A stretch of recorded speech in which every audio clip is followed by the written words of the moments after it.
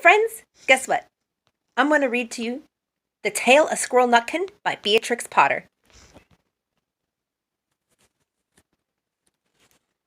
You guys might know this story. I've read it a couple of times in class.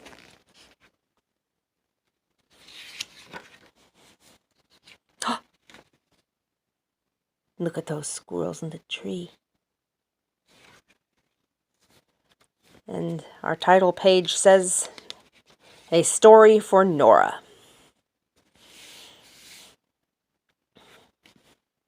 This is a tale about a tale that belonged to a little red squirrel, and his name was Nutkin.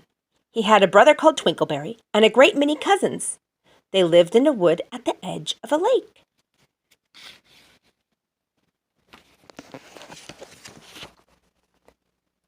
In the middle of the lake, there is an island covered with trees and nut bushes, and amongst those trees stands a hollow oak tree, which is the house of an owl who is called Old Brown. Let's see Old Brown. There he is.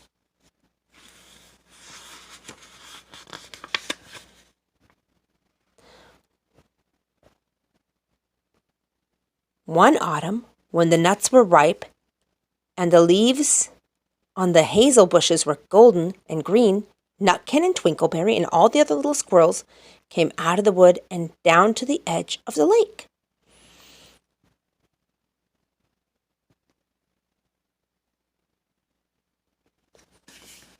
Ooh, my book is moving. All right, let's see. Stay. They made little rafts out of twigs, and they paddled away over the water to Owl Island to gather nuts. Each squirrel had a little sack and a large oar and spread out his tail for a sail.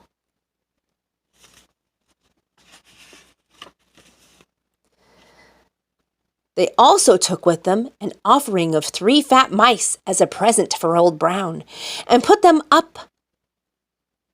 down upon his doorstep. Then Twinkleberry and the little squirrels each made a low bow and said politely, "Old Mr. Brown, will you favor us with your permission to gather nuts on your island?"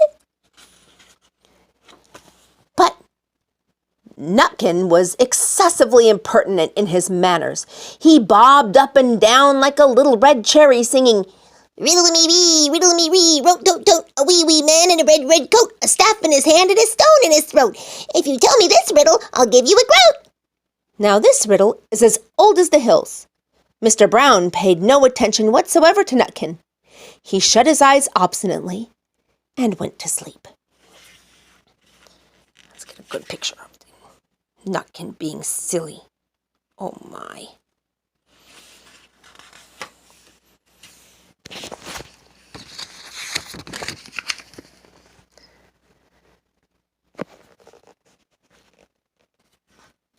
The squirrels filled their little sacks with nuts and sailed away home in the evening.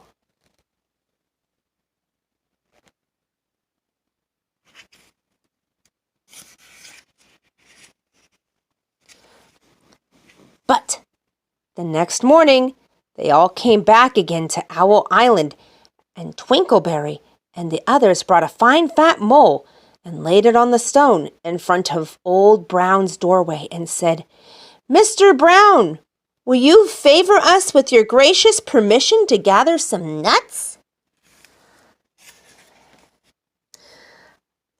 But Nutkin, who had no respect, began to dance up and down, tickling Old Brown with a nettle and singing, "Old Mr. B, riddle me ree, hitty-pitty within the wall, hitty-pitty without the wall. If you touch hitty-pitty will bite you." Mr. Brown woke up suddenly and carried the mole into his house.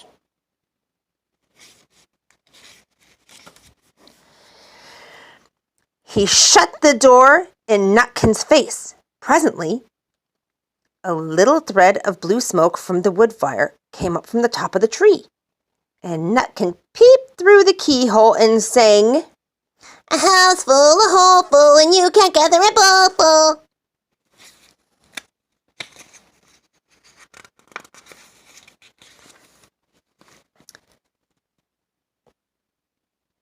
The squirrels searched for nuts all over the island and filled their little sacks, but Nutkin gathered oak apples, yellow and scarlet, and sat on the beech stump playing marbles and watching the door of Old Brown.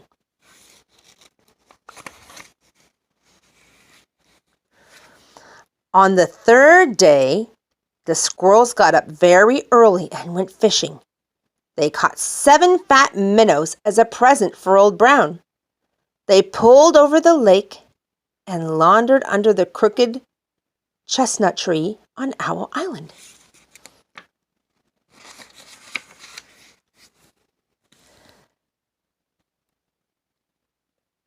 Twinkleberry and 6 other little squirrels carried a fat minnow, but Nutkin, who had no nice manners, brought no present at all. He ran in front singing, The man in the wilderness said to me, how many strawberries grow in the sea? I answered in him, and I thought I was good as many red herrings that grow in the wood. But old Mr. Brown took no interest in riddles, not even when the answer was provided for him.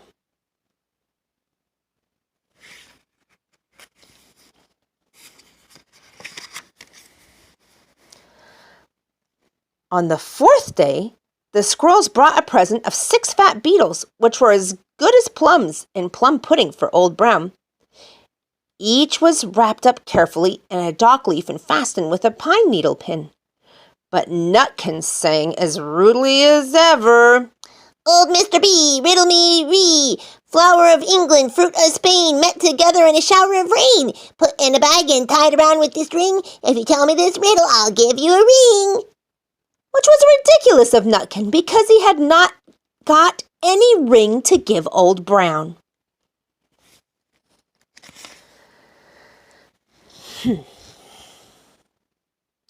The other squirrels hunted up and down the nut bushes, but Nutkin gathered robin's pincushions off a briar bush and stuck them full of pine needle pins.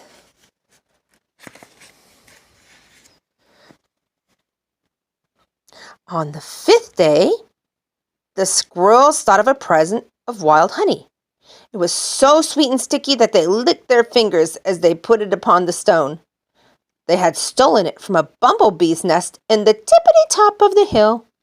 But Nutkin skipped up and down singing, Hum-a-bum, buzz-buzz, hum-a-bum, buzz. As I went over to Tinkletine, I met a flock of bonny swine, some yellow-nacked, some yellow-backed. They were ever bonniest swine that ever went to Tippletine.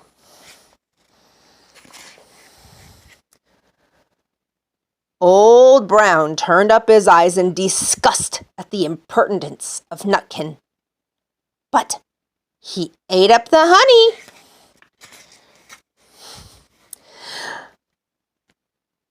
The squirrels filled their little sacks with nuts, but Nutkin sat upon a big flat rock and played ninepins with a crabapple and green fir cones.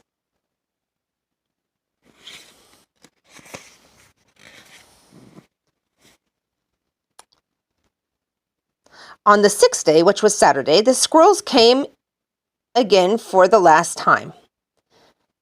They brought a new laid egg in a little rush basket as a last parting present for Old Brown. But Nutkin ran in front laughing and shouting, Humpty Dumpty lies in the beck with a white counterpiece round his neck. 40 doctors and 40 wrights could not put Humpty Dumpty to rights. Now, Old Brown took an interest in eggs. He opened one eye and shut it again, but still did not speak. Nutkin became more and more impertinent. Old Mr. B, hickamore, on the king's kitchen door. All the king's horses and all the king's men couldn't drive hickamore off the king's kitchen door. Nutkin danced up and down like a sunbeam, but still Old Brown said nothing at all.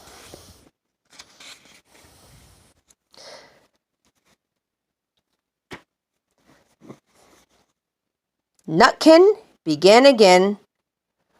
Arthur O'Brower has broken his band. He comes roaring up the land. The King of Scots with all his power cannot turn Arthur off the bower. Nutkin made a whirring noise to the sound like the wind, and he took a running jump right in the head of Old Brown.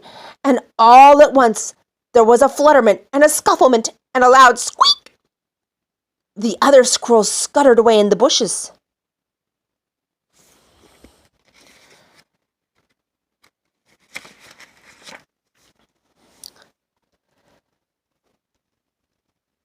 And when they came back very cautiously, peeping around the tree, there was Old Brown, sitting on his doorstep, quite still, with his eyes closed, as if nothing had happened.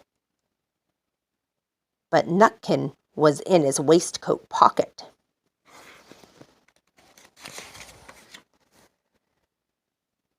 This looks like the end of the story, doesn't it?